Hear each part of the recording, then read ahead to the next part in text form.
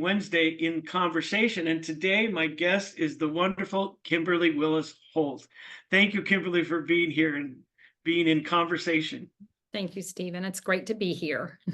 Well, I tell this occasionally to people, but you're one of the very first authors that I had enough courage to say, I wonder if I could talk to that author if they would come to the university. So I am forever indebted for you for treating me kindly and being polite, and That was easy everything. to do. You make it very easy. Thank you. Well, I appreciate it. It was in some ways great for you to come home to Baton Rouge and be part of that summit, and the school was certainly thrilled to have you there. It was a great time. Well, I guess I feel comfortable enough because I think I invited myself back one time after that. Remember? Well, we'd love to have you whenever you want to come. I'm sure you could call up LSU tomorrow and they'd be happy to have you. I'm looking back at my tenure in young adult literature goes back to about 2002 is when I started studying in earnest when I was in graduate school, and I've been teaching since the 80s, but I still think with great fondness of the Zachary Bever book. It's one of the very first YA books I read. It won the National Book Award. Tell us a little bit about that story and where it kind of fits in your career, because we're talking a while ago now, Yes. 20 some years, right? Yes, it was my third book. Yeah. And, a lot of times people will say, was it hard to write after when Zachary Bever Came to Town won the National Book Award? And I said, no, I was afraid after my Louisiana Sky, because not right after, but after it came out, a lot of things happened quickly with that book. Yeah. And it scared me when I started to really get into writing when Zachary Bever Came to Town, because I thought there'd be an expectation for it to be a book similar to my Louisiana Sky. And I remember my Christy Ottaviano, my wonderful editor, still is my editor, said, Kimberly, people want to see different things from you. And that, I believed her then, and that helped me. But it was the first draft of that book was awful. But the beginning of it was exciting, because after my Louisiana Sky was published, my editor wanted to see, other work. And I sent her some things that I had done that she's like, no, one of them was Shelby Reed, and that ended up eventually being Piper Reed and didn't resemble that story very at all. Yeah. Except for the military aspect. But she wasn't, and then there was a book idea that I had, and she said, oh my goodness, Kimberly, this is so similar to my Louisiana Sky with, I think the mother had some problems. Yeah. And so and then one day this idea came to me, and I thought it came from nowhere. Well, ideas don't come from nowhere. Yeah. And so I get a little frustrated when I do hear other writers say, I don't know where my ideas come from. Not everybody says, a lot of people know where their ideas come from, but occasionally I'll find a writer that will say that. And I'll think, of course, there's an idea. It came from somewhere. And it always comes from this place called your life, which is like a well. When I'm talking to children or older people, our lives are like wells and they never run dry. There's all these wonderful ideas in it. So when I wrote the first paragraph, I was so excited. I was like, oh my goodness, a sideshow boy comes to town, and, boy, I have a great imagination. And, these boys are going to be friends with him. And then I realized the next day where that came from. That came from my childhood, when I was almost 14 years old, and I went to the Louisiana State Fair in Shreveport, Louisiana, and there was a sideshow that was called The Fattest Teenage Boy in the World. And I saw him. I went in there, and I'm embarrassed to say, because I was a pretty thoughtful kid, but I guess because I paid whatever it cost to go through there, I thought that's what you did. You asked questions, because that's what people were just staring at him. So I asked questions, and he was a little bit grumpy with me, probably because I don't even remember what I asked, but I'm sure they were a lot like Cal's questions, really nosy questions. and insensitive, actually. But there goes where that was the little moment that, became when Zachary Bever came to town. Just as a side note, I always wish that I could find out. This is before the internet was sophisticated like it is. And I wanted to know, who was that real person? Wouldn't that be cool if I could, interview people that knew him or interviewed him? And I couldn't find it. But years later, after that book, not too many years later, but a few years later, I was at a school and a library tech said, I think I know who that guy is that inspired Zachary Bever. And I said, really? She said, my family was, I think they were from Iowa. And she said they were in the fair business with food. And they went from fair to fair. And she said, I think that guy was Fat Albert. And I went, you're exactly right. And the reason I remembered that is that Bill Cosby had a cartoon show called Fat Albert. And that he was capitalizing on that, that title. Yeah. But I looked him up and because I got curious. He was not a teenager at that time. He was in his 30s and he was, saying he was a teenage boy, maybe started as a teenager or something. Anyway, that's way more than you want to know. But that is what happened. I wrote a really bad first draft. And I'm embarrassed to say I've destroyed it. I destroyed it back then, not recently. I got past it. I destroyed it. Which is, if you want to do that, go for it. But I regret it because now I'm brave enough to say, look how terrible it was. But yet this is what rewriting can do. And so I remember, it's funny, I remember the feeling I wanted for that story. And I wasn't, after the first draft or while I was writing the first draft, it just wasn't hitting the mark. But the feeling I wanted was, and it's a movie, but it's based on a short story by Stephen King called The Body, and it's Stand With Me. And I said, that's the feeling I want for this story. I want those boys to have that kind of friendship. Yeah. And that I was so, disappointed that it wasn't I feel like by the time it got done, I'm not saying it's that book. I mean, that short story, or even the movie, but I feel like the feeling of those boys had for each other is there. Well, and I've always considered myself a pretty, I'm a voracious reader, but a pretty sensitive reader. And, I didn't teach a lot of young adult literature because I was mainly teaching AP classes and seniors, and which I regret now. I wish I would have done more young adult literature with seniors. But I was reading so much when I was trying to catch up in graduate school, and using, which was relatively new at the time in 2002 and 3, the National Book Award for young people's thing, and I was counting them down and reading, and I thought, wow, and I read Zachary Bever before I had read My Louisiana Sky, because I wasn't from Louisiana, and then when I saw that, I said, well, I better read My Louisiana Sky as well. But I can remember how emotionally impactful that when Zachary Bever came to town, it just really hit all the notes for me. And I thought, I don't know why, and I thought, I don't even remember. I'd have to go back and research what books it was up against, but really I thought, well, this is a book that deserves all the praise it's got. It just was, in many ways, I thought, just kind of a tour de force about the emotions that kids feel and how they can be both kind and cruel, right? In some ways. Yes. And you capture, I think, all of that, going back and forth with that. And so that's a book I'm looking, 1999 was the publication date of that, or 98? Wow. Yes, it's going on 25 years this October. Wow. Is that amazing?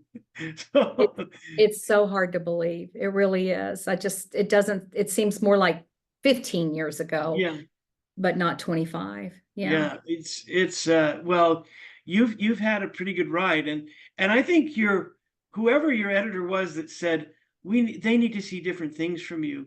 Christy. You have written a lot of things that really are different in their impulse. Certainly Zachary Bever and My Louisiana Sky are different. Dear Hank Williams is another one of my favorites, with, you know, the letters and everything. It's a different kind of tone as well. It's I would say a little more folksy, down home, but plays on that country music thing so well. Then the Water Seeker, you know, you've got a lot of range in your young adult fiction that a lot of writers struggle to get. Some writers are writing versions of the same book or within the same world kind of all the time. Thank you for saying that. I do think there are some readers that expect that though too. Sure. I have to, when you do what I do, and I've had the luxury of having the kind of editor that's allowed me to have this range of trying different things. You also open yourself up to some readers, being disappointed. Yeah. I remember the first time I stepped away from the South, and to be honest with you, when Zachary Bever Came to Town is a Western book. Yeah. Because Panhandle is not the South, it is the West. But in a lot of people's minds, it's the South. They think it's the South, yeah. When I stepped away from it, Keeper of the Night, which is set on Guam. Yeah. I can remember a librarian saying to me right after that book came out, and I was visiting her school, and she said, "Don't forget about the South." I can't, but you know what? I was a military kid, so that Guam had a very special place in my heart, and I'm so glad that I was able to explore it in fiction. Yeah. Well, it's and we did my wife and I, we went and did we did our PhDs at Georgia, and we went to Athens and there, and so when we were hunting for jobs, well, we thought we know the South. And then when we landed at Baton Rouge, we went, oh, there's different kinds of South. There's a different kind. And, it's a new South. We're melting pots now. Yes. I guess that's everywhere in our country.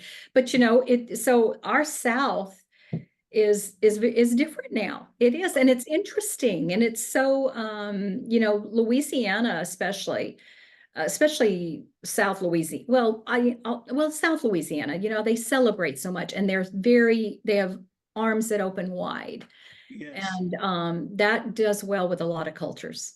Yeah, it's really great. We loved our time in Baton Rouge, even with the weight gain from eating anything that's everything there. It's like, really, it shouldn't be fair that one place has so many different kinds of food that's great to eat. And so that was our struggle. But I think you're right to classify something as a Southern book or South, and being able to write in different parts of the country is something that not a lot of authors will take on. They get comfortable with an inner city vibe or something else that maybe feels good to them, and more power to them.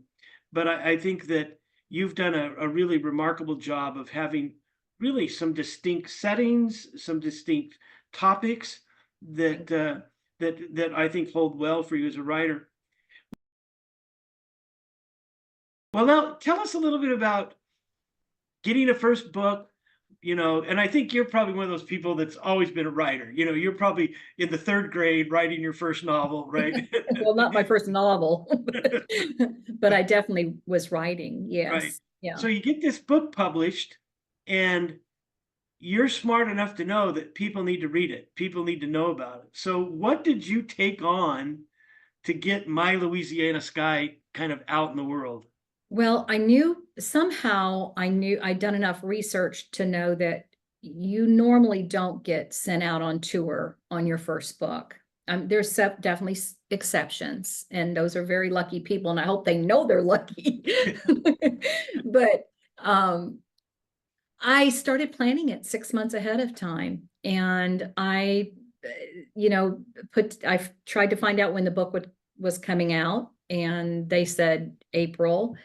Or March. Did they say March or April? I would think it was April when I went. Maybe it was technically March when I left, but I know it came out in April. And I planned on this 16-day tour. And I visited schools free, and I contacted, some schools wouldn't let me come. Yeah.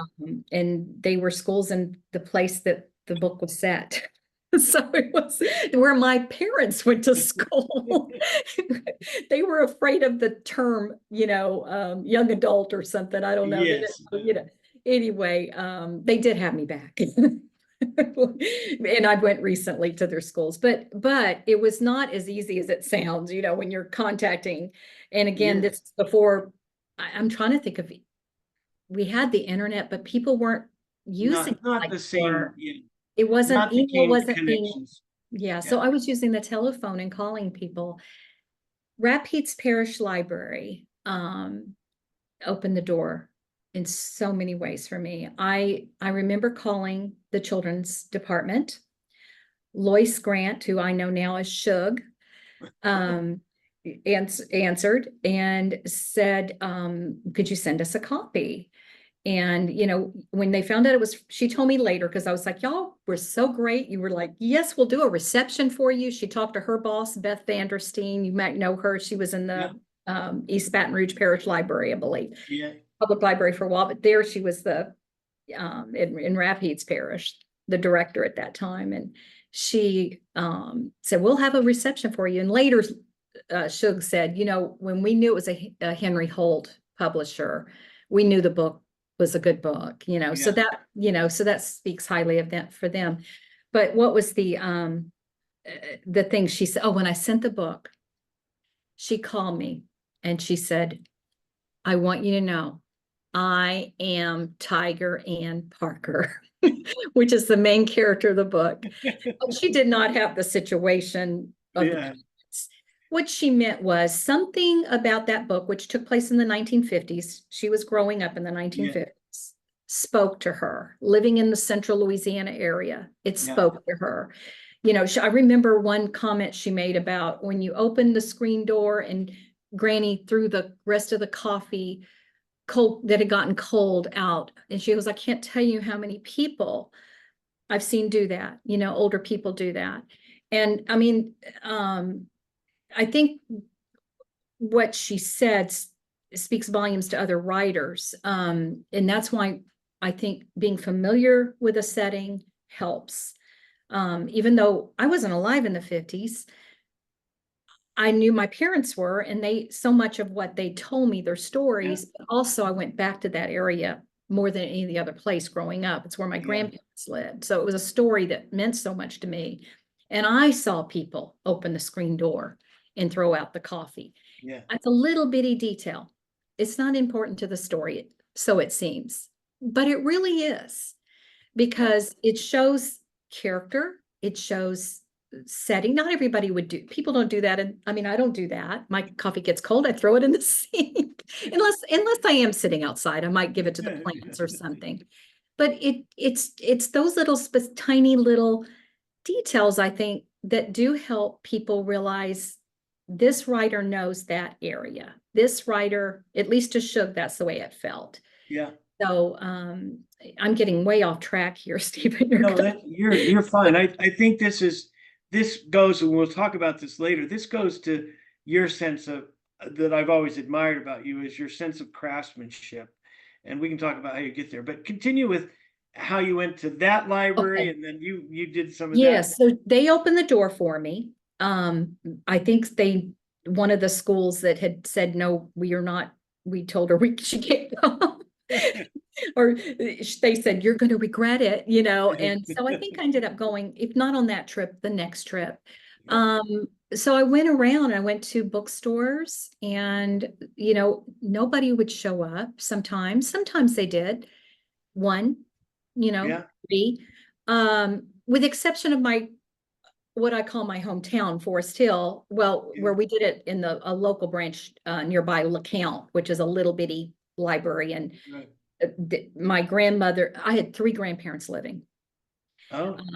They said, if your grandparents will give us a list of names, we will send out invitations. This is Rapides Parish. My dad's mother and my mother's mother are total opposites. my grandmother, my dad's mother, would have been mortified to have done that. That would have been bragging. That would just be awful to her. And so when I asked her, she goes, well, I don't know who would want to do that. My mother's mother, oh boy, the pin was flying, all the people. Yeah. So anyway, there were people that she knew there, and my other grandmother went too. So, but Yeah. that was one of the biggest thrills of being published when I was. 3 of my grandparents got to see me Still published. around. Yeah. They did. So that opened big doors for me, especially in that parish. But going to bookstores, going to libraries. I remember going to a library, a New Orleans branch in the Garden District, and Yeah. they brought in some kids, and SCBWI, which is the Society of Children's Yes. Book Writers and Illustrators, wonderful New Orleans group. I love those ladies to this day. They were wonderful. They heard about me through and said, could you come to this one school? I went to this one school. They took me out to eat. They were just wonderful. So I made friends. Occasionally, when I spoke in Baton Rouge, the library, I think there were 5 people that came. One of them was my old boyfriend and his girlfriend.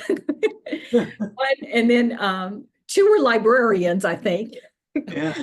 Oh, maybe there were 6, because then there were 2 actual people that came for me. Yeah. That didn't know me. And one of them is Ann Sullivan, and I can't remember who she came with.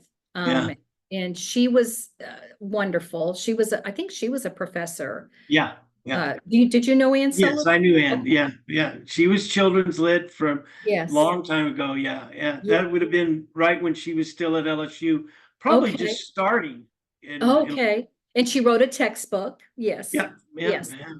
And so she was there, and she came to several things that I did over the early part of my career, and I would always remember her.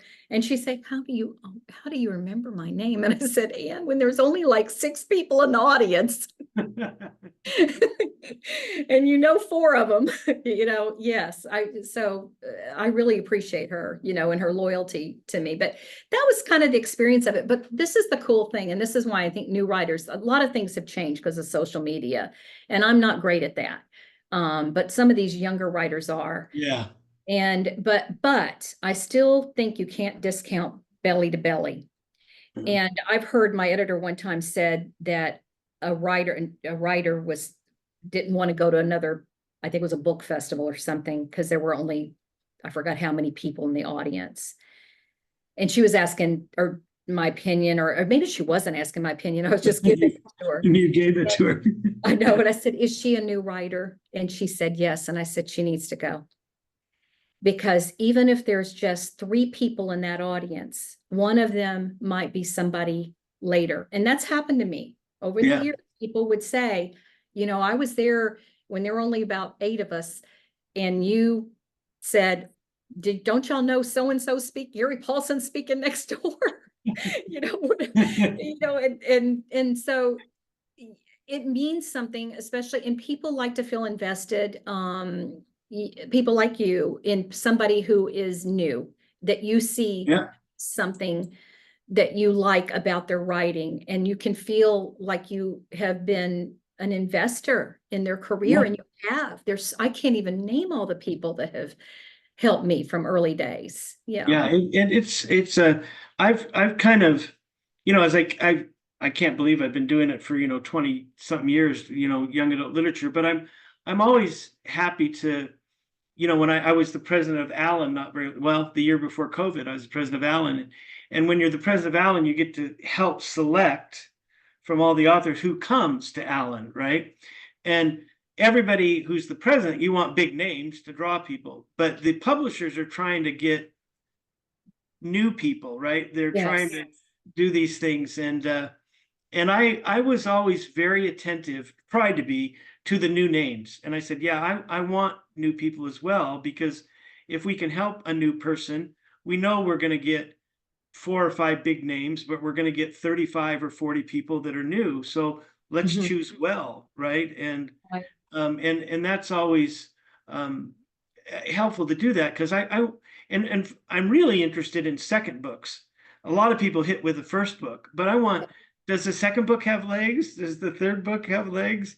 You know, and That's that's kind of an interesting thing to do. It's like I was shopping around and somebody says, well, Tiffany Jackson, do you know her? She's pretty new. Her first book didn't hit very well, but the second one is very good. And I said, I quietly backpedaled and said, Tiffany Jackson, yeah, it sounds familiar. She was on my list to be a keynote speaker, but I no. soft played it because if they were selling it to me, maybe I could get somebody else as well. Okay.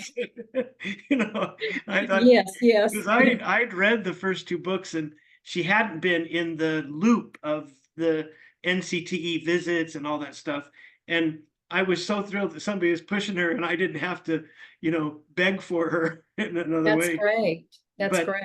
but Yeah. that's the thing with when we started with the summit at trying to do a summit at LSU and getting a name like you to come the first time, it was so helpful to have you be there, because I don't know that I've ever seen a place that has adopted a book as much as my Louisiana Sky. And Oh, it's not just the whole state, when people started reading it, you know, embraced this.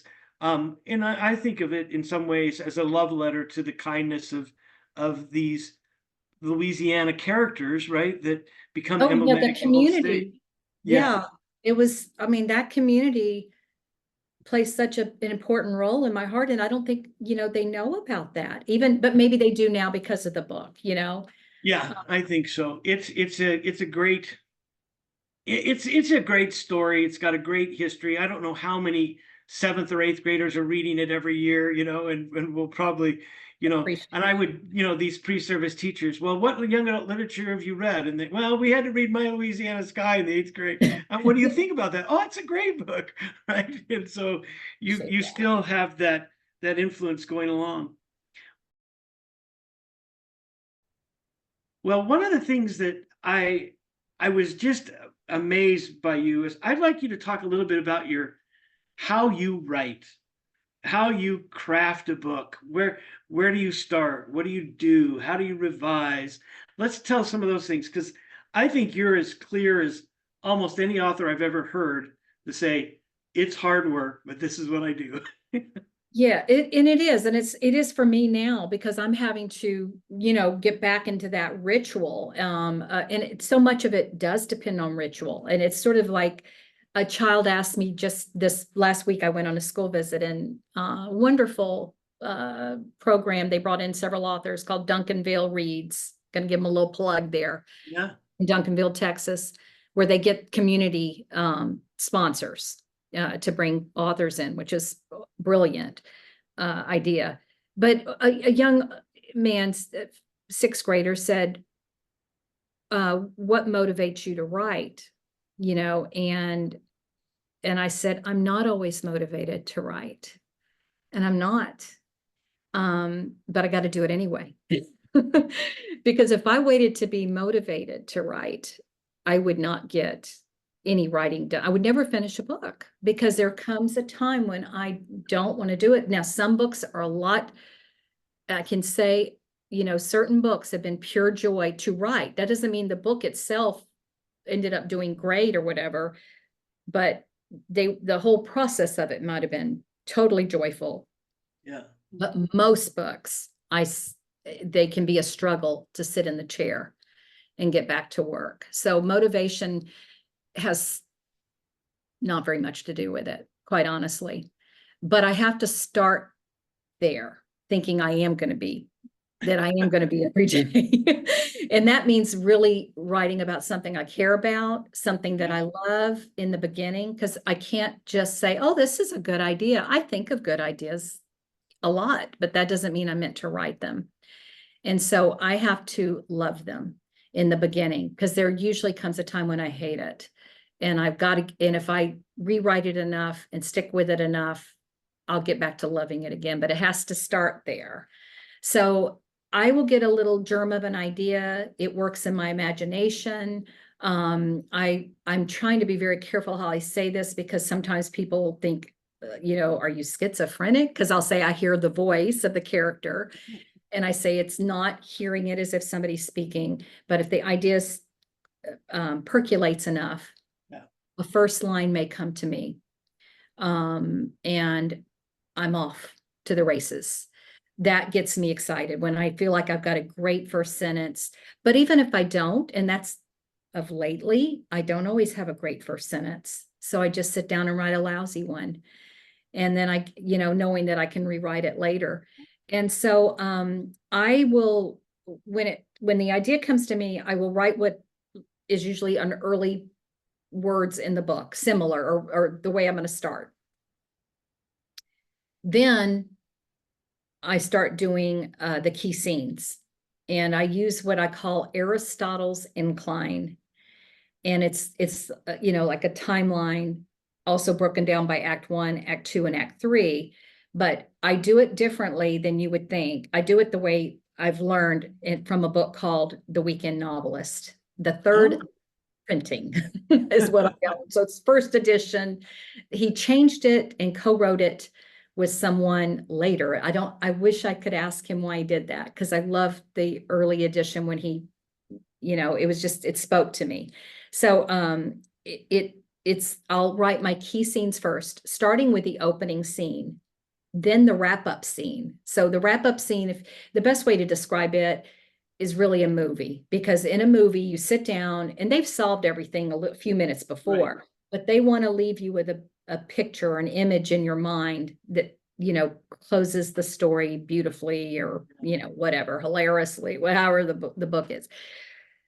So that's what I do. So opening scene, wrap-up scene, then catharsis, then the midpoint of the book, okay, where everything's starting to look like, oh boy, what's going to happen now? And then you've got plot point 1 and then plot point 2 on the other side of the midpoint. So these are key scenes in the story, on the timeline, on the incline, the Aristotle's incline. Then I sit down and write my first draft. But one other thing that I'll do too, to help me write the first draft, is when I've got those key scenes, I will use index cards. And sometimes I start with index cards on the key scenes. I'll think, what could happen in this scene? Oh, I'll just jot down a little sentence or a word that will make me think, and don't feel like I've got to, have everything fleshed out.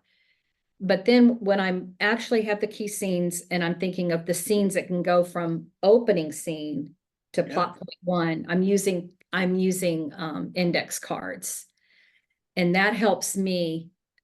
Then I can sit down and write the draft. So it's funny because people want to know, do I outline? I don't outline, but I guess that's in a way its own version of it. Yeah, some people call that, what you're describing looks like what TV shows and movies call storyboarding. That's right. It's very similar, I've been told. So it's not quite an outline, but it's okay. I've got these key things in my mind, and I wouldn't be surprised to say, well, some of those scenes disappear, or some of them split and become 2 scenes, and all those kinds. So is this something? I'm dying to know what you tell me. Is this something you put on the wall? You stick it all over the room? I have done that, but I don't necessarily. I'm shuffling them a lot or reading it that way. But I've a book, Ambassador. I was having trouble focusing on that, and I would rent a little cheap hotel room or nearby, and I left them. I didn't spend the night there, but I would go there like it was my office, and I thought, boy, if the maid comes in, I'm glad there's no murder up there. I'm glad there's no maid body. If she comes in and sees, oh dear, what is she doing here? So I have done that. Yeah. Wow. That's really interesting. So you find sometimes location of write to change will stimulate your mind, leaving your house, leaving where you write and going someplace else like that. Have you done that frequently, or is Yes, I have done it over the years. I even went to New Mexico one time. When we had moved here, we live in the Dallas-Fort Worth area, and we moved here from Amarillo. Our house was falling apart right after we bought it, and there were workmen, and one day there were 3 different workmen somebody was on the irrigation system, our gate was broken, the plumbing was, and I just told my husband, I've got to get away. I can't write, I'm opening. So I drove to New Mexico. Yeah. Well, But good the for you. reason I drove that, for one, I love New Mexico and I can write well there. But I rented a little casita and took my dog with me, and I was there, I think 2 weeks. Got so much done because the book was already, it wasn't in early stages at Yeah, that it point. was, And you needed yes, someplace to it was plod Dear through. Hank Williams. I was finishing up on Dear Hank Williams. I've done the local hotel thing before when we lived in Amarillo even. On Ambassador, I know I did the motel thing a few days, but I ended up renting an office. Huh? And what happened, Stephen, is my husband retired. And I could not write. And I was like, I can't write. I'm used to writing all over the house, and you're all over the house. And so he listens to radio news all day, and I'm like, oh God. And unfortunately our house sort of opens from one room to the next. And I rented at one of those co-op places. Yeah, office. And I Yeah. remember the day I went in there and they had one that, they said, oh, you'll love this one. It's got a window. And I said, I don't want a window. I just give me a little, and that's what I Yeah. have. I had no window and I loved it. These people that want to work at home, I don't understand. I went to work and I had my little lunch break and my coffee break. And, I would come out of the place and, it was, so yes, I've had to do it. I will say I can work at home now, and I can even be in the same room. My husband's a big reader and I'm always in this, we can be in the same room together and I can be working with him. But if he's listening to the radio, I cannot. Yeah. It's interesting when because I was a teacher and talk books, read books, but writing, when I had to start writing academically, even when I was at LSU, the first couple of years, I had them give me a cubicle in the library, right? So it was just a room, no windows, and I could go in there and go there for 2 or 3 hours and write, and didn't have to look out the window, didn't have to worry about people finding me or bothering me, and I could go do that, and that was really helpful, if nothing else, to change my mindset, because I wasn't sure I could write academically at all, right? But I needed to say, okay, I'm going here, I'm going to be there for 3 hours, I'm going to start, laying what I can on my laptop, typing away. But I think that those change of sceneries and it's not so much you're changing the time you write or the habit of writing, but sometimes that different locale locking you in can help change the mindset. It's a transition. It's like at home, it might mean that you go and get another cup of coffee. Yeah. At your second cup of coffee is your work day. It starts your work day. You need that little transition that, doesn't make you think about, oh, I've got that laundry to do, or no, I agree. That's a very good point. Yeah. My wife is really retired.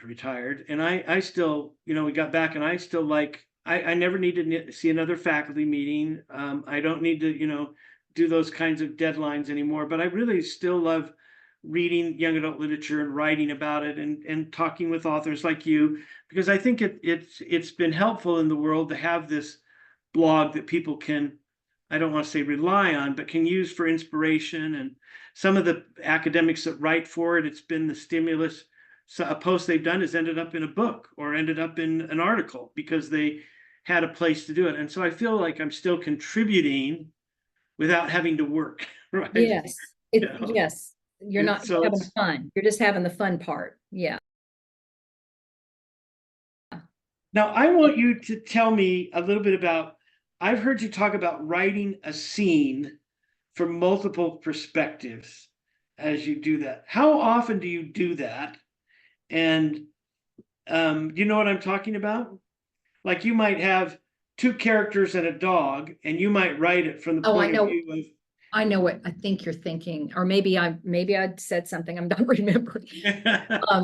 When I am rewriting, I will read I'll dedicate a draft to every character. Is that what you're thinking of? Okay. Yes, I want you to talk And about I that. will, yes, and I will look at the way it's not that I'm writing it differently each, Mhm. scene. I'm looking at this world that is my book world, the world or story Right. world I have from that character's point of view through the whole book. So I'm reading a whole draft, even if it's a minor character. And when I mean minor, maybe I should say secondary character, not Yeah. somebody you just pass on the road or something Right. and speaks just to add flavor to the story, but a secondary character and primary characters. And I will read all the way through as if I'm that character. I'm seeing it through their eyes. I will find scenes they should be in. I will find, oh, why are they in that scene? They're not saying anything. They need to say something or do something. It's so helpful to do that, to dedicate a draft to each character. Yeah, I love that advice, and I've tried to share versions of that with students who are writing or thinking about writing as well. Because when you do that, I think you said once that all of a sudden you realize, oh, there's a line that needs to be here that amplifies everything else that's going on, because maybe that character did have an insight that adds to enriching the entire scene, right? Yes. And I Yes. think the thing that's helpful about that, I think, for aspiring writers or teachers that are talking about writers or talking to students about writers, is that writing takes work, right? And that as you read that draft as a writer, as the author, it's not like you're trying to edit in this case, every sentence, but you're saying, what does this character's perspective add to the book? Or how are they distracting from the book, Yes. in a different way? And I thought that's such a profound habit that I think has served you well. So since you told me that, which was probably in 2013 or 2012, or I heard you say something about that, you didn't. I read your books and other books, your books differently, because I'm thinking, oh, there's attention to this character. There's attention to these details. And it reminds me a little bit. There's the story that I heard in graduate school years ago that Hemingway would do that. He would try to envision a bullfight from the point of view of a spectator, from the point of view of the bull, Well, that's a right? great idea. And Yeah. then the point of view of the matador, and he would do something like from the point of view of the sword, and then from the point of view of a rock on the ground. So he would imagine these, but maybe through all those imaginations, he's adding one line, right? Right. Because all of a sudden you think, oh, if the spectator senses it and sees it like this, maybe I need to do something so that enhances. And we see Hemingway, for example, as a sparse writer, right? So he's not trying to embellish, but he's saying in the sparseness, is there something that adds to the scene that makes it come? So when I read your books now, I think, oh yeah, I love this, because it feels like all the characters, are there intentionally and thoughtfully, and I think that as readers read your books, um, they're going to see that. Like, and the newest book is the Hurricane Girls is the newest, right? Yes. Yes. So I think, and I haven't read it yet. I'm sorry, because it came out That's like okay. when it was gone, and it's pretty new still. You're touring with it right now, a little bit still. Is that right? Well, Not, not really. No, I'm no, not okay. touring with it, but I'm definitely talking about it. I Yeah, you're talked about it, talking about it. Because yes. I'm anxious to add that to my read list, because I'm waiting to see the story of the hurricane from all three of these girls, right? Which I know is going to be there. Am I wrong in thinking of Well, that? they were born the year that the hurricane hit. Right. So the stories of the hurricane really they're woven through the book. But So they're that's how they met. They were brought together on the hurricane project that their sixth grade teacher said, look, all of you were probably born the year of the hurricane. I want you to go home and go to your neighbors if your family didn't go through the hurricane or didn't have this experience of, leaving the city. you know, what it was like to come back.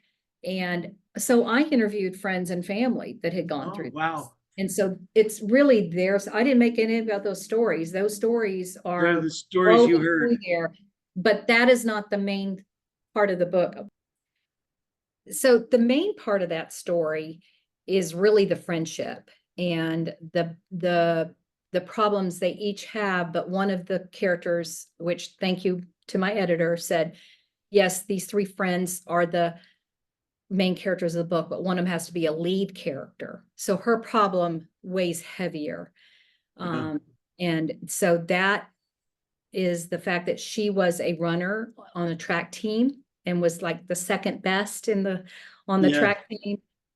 Her sister was left in her care, and she's angry about it because she's type A. She's trying to practice and, you know, run and trains the word, I guess, in sports. And she makes her little sister go ride her bicycle while she's running, you know, with her. And long story short, her sister gets in an accident. A car hits her and she's paralyzed. And so she has tremendous guilt and quits running. And so these two friends, other friends, are trying to get her back to running. And so they do a team triathlon. So the one that came up with the idea, who comes up with ideas all the time. She says, we're going to do a team triathlon. She does the swimming part and she doesn't even know how to swim. So she's got to learn to swim. The other friend does the cycling part, and then they convince their friend. See, so now I have to get onto this book faster than I think. You've got me, interested because, you know, those of us that have lived in Louisiana or Mississippi or the Florida area where you see these hurricanes, that's a perfect project the teacher comes up with, you know, of you're born this year, let's look at that. And the idea of working with oral histories, this book's got to be a dream for a teacher that wants kids to write and imagine other projects. The number of historical things and writing things you could do with a book like this, it just got my mind twirling. And so yes, you could tie it in with a lot of things that are happening in their history. That's true. You know, kids today, it's hard to believe, you know, that was so long ago now, but almost going on 19 years. Yeah. It's kind of stunning to see that all that's happened. It's great. So you keep doing that. So what's next on the horizon? Have you got another one? The Hurricane Girls has been out for a while and you're doing? Yes, I have a book that is very late.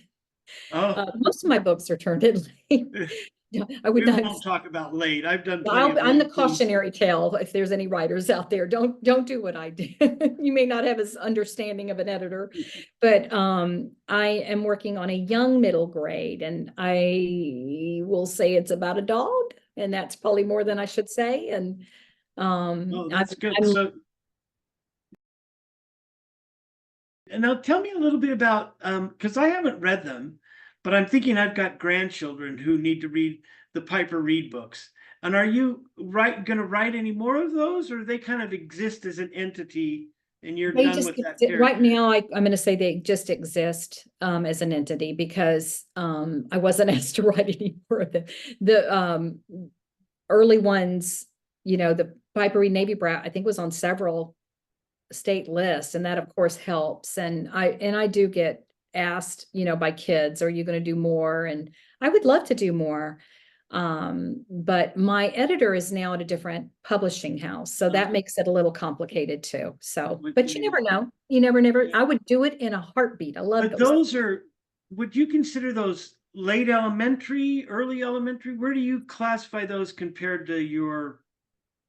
Yes, I would say chapter. What is that kind of a passé term now? Chapter. No, I think those still exist, but in my mind, those hit me at second, third, fourth grade. Is that so? Right, maybe, but I even had sixth grade. Sixth graders reading that too, but I would say that's the end of it. Sometimes I would visit a middle school And because I had so many books to pull from, Right. I always tailor my talks to the age group that I'm talking Right. with. So I would skip that, and I would undoubtedly would, meet some young readers that still were enjoying those That books. well, kids start, if they're readers, reading up, right? They start Yes. reading up, but sometimes we need to remind ourselves, as teachers. That's what I used to tell my pre-service teachers: you're not teaching you.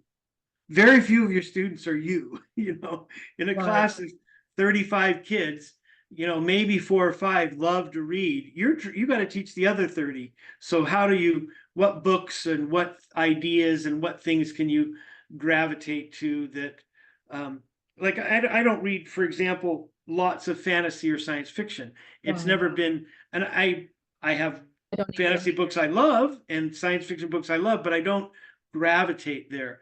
Well, I'd be the dumbest teacher in the world if I didn't talk about science fiction and fantasy to a high school Yeah, it's class. such a big thing. Yeah. They're, I was teaching when Twilight came out, and I'd occasionally ask kids to write about what they're reading. Well, I didn't have to read the first Twilight book because I was reading it in everybody's commentary, right? So when I Right. finally read it, I thought, oh, I know this book really well because every high school girl was reading it for a while and talking about it.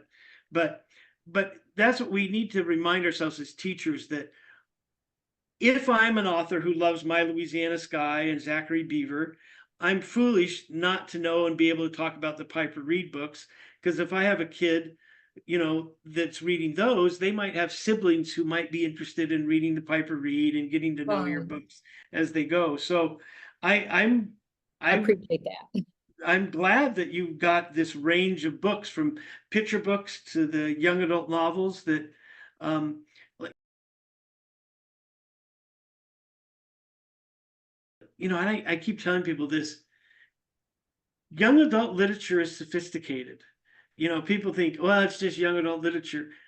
No, the themes, the ideas in My Louisiana Sky, Zachary Beaver, Dear Hank Williams, the Dear Hank Williams book just tugged at me as I began to realize where her mother was and what was happening as this comes along, right? And I think, what a profound story of a kid longing to make connections, right? And I thought, there's nothing adolescent about this theme. There's nothing that's, childish about this theme. This is a theme worthy of any novel marketed to any audience, in my opinion. Thank you. I appreciate that. And that was one of the books I truly enjoyed writing. The rewriting got interrupted because of a move that we made and sort of put on hold. And then it was so hard to kind of get back to it. But once I did, yeah, I really enjoyed writing about Tate. And, she was in denial about Yeah. a lot of things. Yeah. Yeah. But it's a great book, and I think that as we go along, and I hope that you writers, when you're at book festivals and talking to each other and the side thing, you are reminding each other that you're writing sophisticated books for sophisticated readers that make a difference in their lives, right? um, I just think, when colleagues and friends, not colleagues so much, but friends say, well, young adult literature, who reads that? And I said, well, anybody who likes sophisticated reading reads young adult literature. If you're bad mouthing young adult literature, you haven't read enough, right? So Right. And it's it's who your reader is, it can be a surprise, because I tend to underestimate kids.